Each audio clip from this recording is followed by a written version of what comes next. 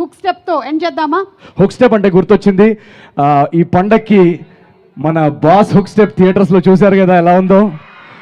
So మా గురువు గారు చిరంజీవి గారు ఆల్రెడీ థియేటర్స్లో ఒక ఎనర్జీ సెట్ చేసేసారు ఆయన హుక్ స్టెప్ తోటి. మళ్ళీ గ్యాంగ్ లీడరు ఆ 90s మేము ఎలా అయితే చిరంజీవి గారిని చూసి ఒక ఈలేసేవాళ్ళం, ఆ సీను ఆ ఎనర్జీస్ ఆయన థియేటర్లో సెట్ చేసేసారు. So thank you so much boss, once again మీరు మా అందరికి ఒక ఎగ్జాంపుల్ సెట్ చేశారు పండక్కి. అదే ఎనర్జీ తోటి, ఆ ఎనర్జీ బాస్ ఇచ్చిన ఎనర్జీని అలా తీసుకొని రేపు 14 నాడు మేము ఆ ఎనర్జీని కంటిన్యూ చేయబోతున్నాము అనగనగా రాజు థియేటర్స్లో. అలాగే రవితేజ గారు నాకు చాలా చాలా ఇష్టమైన వ్యక్తి, ఎందుకంటే నేను ఒక చిన్న మధ్యతరగతి కుటుంబం నుంచి వచ్చి హీరో అవ్వాలనుకున్నప్పుడు నా కళ్ళ ముందు కనిపించే ఎగ్జాంపుల్స్ వీళ్ళందరూ.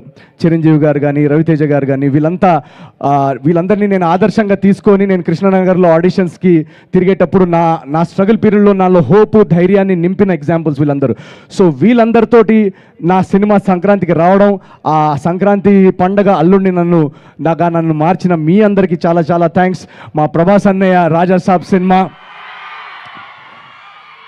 డార్లింగ్, మళ్ళీ ఆ డార్లింగ్ లుక్ ఫ్యాన్స్ని ఎంటర్టైన్ చేయాలని ఆయన ప్రతి సినిమాలో ఏదో విధంగా కొత్తగా ట్రై చేస్తున్నారు as an artist. So hats off to Prabhas అన్న.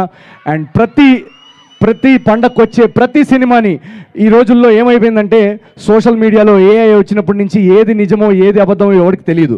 సో ఈ రోజుల్లో మనం చేయాల్సిందల్లా ఒకటే, ఒక ట్రైలర్ చూసి ఆ ట్రైలర్ మీకు నచ్చిందంటే ఆ టీము ఎవరు పనిచేస్తున్నారు, దానిలో ఉన్న టాలెంటెడ్ ఆర్టిస్ట్ వాళ్ళందరూ మీకు ఇష్టమైతే వాళ్ళ పేరు మీద ఆ ట్రైలర్ పేరు మీద నమ్మి మీరు వెళ్ళి ఫస్ట్ షోకి రండి. దాని తర్వాత మిమ్మల్ని అందరినీ ఎంటర్టైన్ చేసే బాధ్యత మాది, తెలుగు సినిమాది. So thank you so much.